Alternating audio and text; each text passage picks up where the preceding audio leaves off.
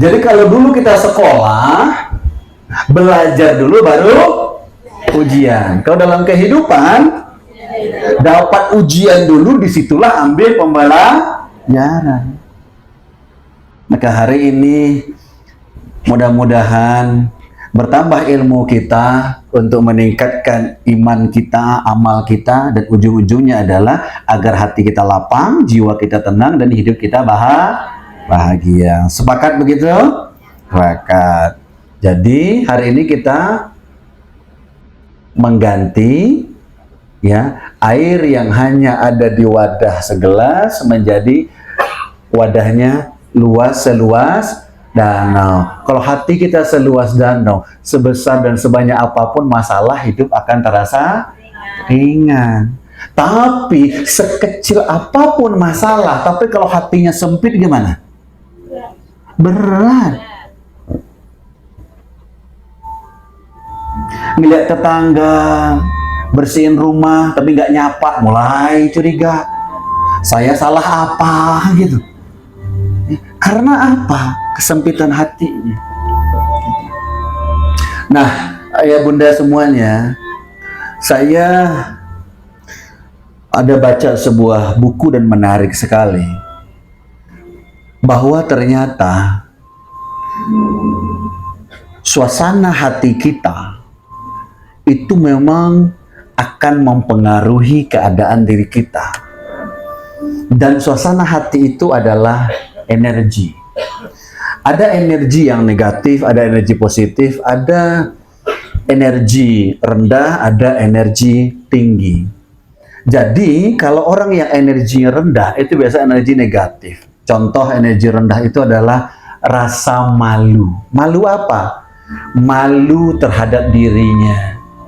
Malu terhadap keadaan diri. Malu terhadap kondisi ekonomi. Malu terhadap keadaan anak, keluarga, sehingga tidak menghargai diri sendiri. Ini rasa malu yang luar biasa. Yang kedua, energi negatif itu merasa diri bersalah. Pernah berbuat salah, tapi kemudian diingat-ingat terus, dan kemudian hidupnya tidak bisa bergerak maju karena selalu ingat dengan rasa bersalah itu. Boleh ada rasa bersalah, tapi kalau orang terikat hatinya dengan terus merasa bersalah, akhirnya tidak berani untuk melangkah, dan ini energinya negatif. Kemudian merasa diri selalu berduka, bawaannya sedih aja, seakan-akan dunia ini gak ada indahnya. Padahal Allah itu Ar-Rahman Ar-Rahim, yang maha pengasih, maha penyayang. Artinya Allah itu menghadirkan kita ke muka bumi ini untuk bahagia. Jadi kalau kita nggak bahagia, mohon maaf, itu artinya meragukan Allah. Nggak ada Allah ingin membuat hambanya sedih, itu nggak ada. Hanya kita saja yang mengambil kesimpulan dari langkah takdir yang Allah berikan. Maka energi-energi negatif ini memang ayah bunda akan menyeret kita kepada ketidakbahagiaan, apatis terhadap kehidupan, ya. Kemudian ketakutan yang berlebihan. Oh, sekarang itu kekhawatiran terlalu banyak, betul? Pokoknya orang tuh khawatir aja, benar nggak? Oke. Apa biasanya yang dikhawatirkan? Contoh, khawatir apa? Khawatir anaknya nggak nikah-nikah, betul? Ya. Anaknya sendiri mah asik-asik aja, tapi yang pusing emaknya, betul nggak? Oke, apalagi anaknya sudah berkeluarga, masih khawatir juga kapan punya cucu, bener nggak? Yang khawatir bukan anaknya tapi neneknya, betul? Ya. Apalagi khawatir, kalau khawatir pasangan nggak setia, udah nggak saatnya nih ya, udah lewat kayaknya ya, udah lewat. Oke. Jadi masih ya, kalau lihat wajah-wajah gini udah nggak lah ya, ini Pak ya, betul ya. Tapi kalau di belakang-belakang kayaknya masih gitu kayaknya, ya, masih banyak yang muda-muda ya. Kemudian desire itu nafsu ya, terlalu banyak keinginan. Jadi yang membuat hidup kita lelah ini apa?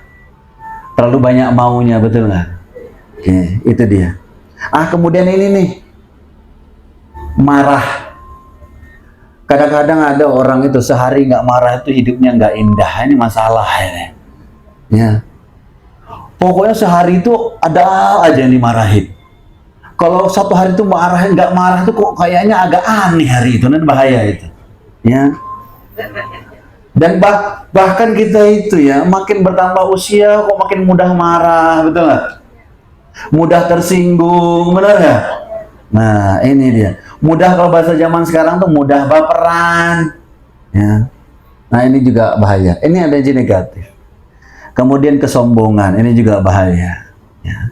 Maka bunda semua, ini penyakit-penyakit yang hari ini sangat merebak. Sehingga ada bahasa-bahasa zaman sekarang itu kalau ya bunda, ya Anda di dunia pendidikan, Anda punya anak muda, ya, anak zaman sekarang itu bahasa-bahasanya apa? Insecure, betul nggak? Oh, apa lagi itu? Ada tahu nggak? Burnout, atau di burnout?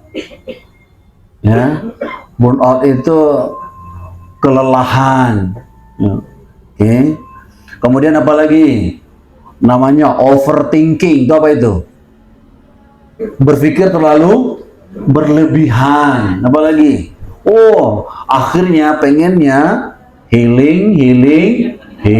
Habis healing, pusing. Ya, ya kan? Duitnya habis. Ya, healing hilang ya. Itu. Dan itu zaman sekarang begitu tuh.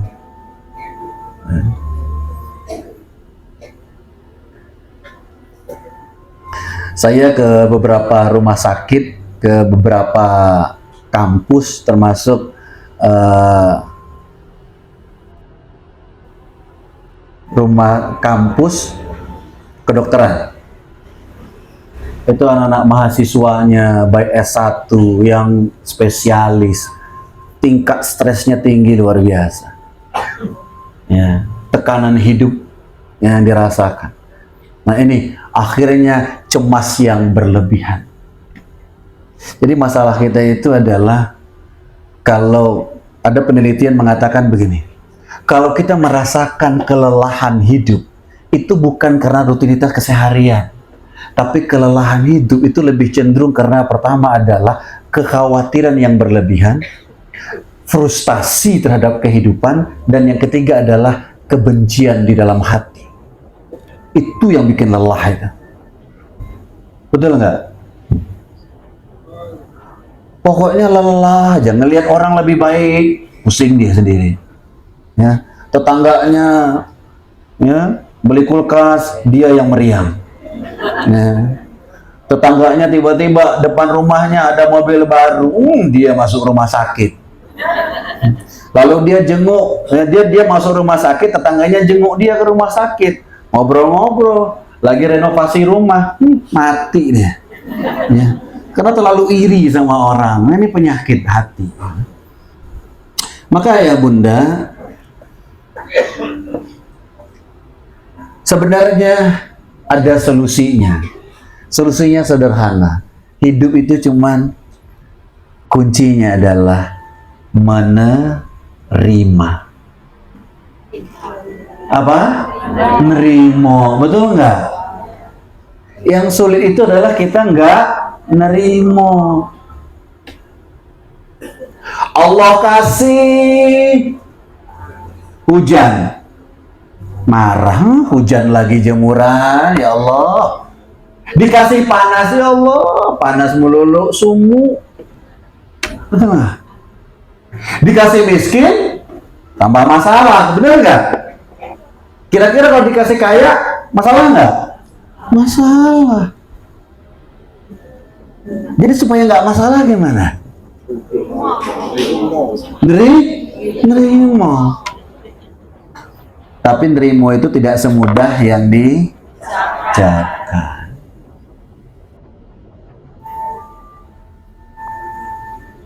Gimana supaya kita nerimo?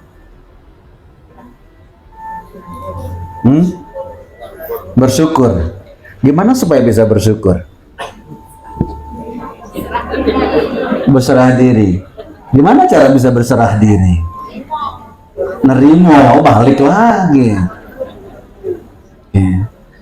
Ayah bunda, sekarang saya mau tanya.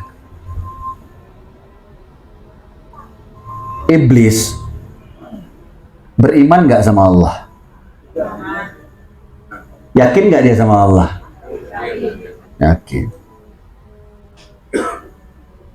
Karena sempat dialog kan dulu kan ya. Oke. Beriman nggak sama malaikat? Dia menyaksikan malaikat sujud kan? Tapi dianya nggak sujud kan gitu. Oke. Kepada Nabi dan Rasul beriman nggak dia? Beriman. Bahkan pernah dialog. Jangankan dia, Umar aja itu sama setan takut mana? Setannya yang takut, betul? Kalau kita takut sama setan, itu bedanya. Ya artinya dia yakin itu. Dengan Al-Quran apalagi. Dia tahu, dia dibicarakan di dalam Al-Quran. Tapi apa keimanannya setan yang kurang? Rukun iman yang keenam. Rukun iman kelima, percaya dia. Makanya saking percayanya, ya Allah izinkan aku mengundah hamba-hambamu supaya jadi teman nanti di neraka. Allah silahkan. Tapi hamba-hambaku yang kucintai tidak akan terkena tipu dayamu. Tapi iman kepada takdirlah yang iblis bermasalah. Dia merasa takdir dia diciptakan dari api itu lebih mulia daripada Adam yang diciptakan dari tanah. Yang menciptakan siapa? Allah. Dia tidak terima takdir Allah. Pertanyaan saya, pernah nggak kita begitu? Ya Allah, kenapa kok begini? Gitu.